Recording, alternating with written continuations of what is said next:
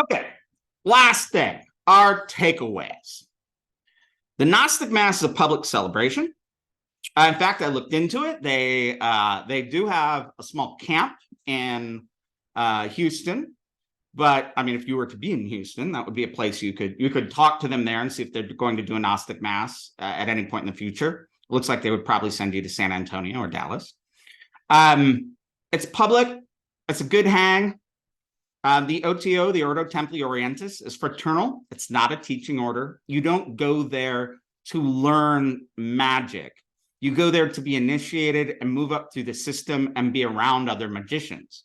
Now, they'll argue that, in fact, that the rituals make men into magicians or women into magicians, but there's not specific training in like very kind of minute ritual properties or specific rituals. All the rituals are either public, like the Gnostic Mass, or they are dependent on being at a certain level of initiation, and they're done in large groups. Are there people that do magic in the OTO and talk about it? Yeah, a bunch, but the OTO isn't there to teach you anything other than the most basic forms of their style of magic. Fairy is different. They have a unique and innovative lore and take on neo-paganism and witchcraft in the United States. They're known to be very intense and be very dedicated to their practices.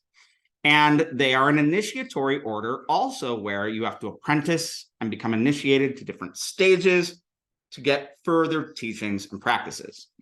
Relationships between students and teachers are complicated. I mean, one different way of reading this book by Alex Marr is to not even think about the magic that's described, but the communities that she describes. And then suddenly things look a little different.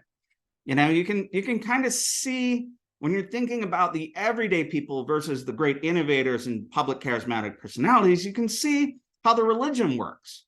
And then you see religion as social group instead of religion as self-exploration and self-realization. Also, think about communities.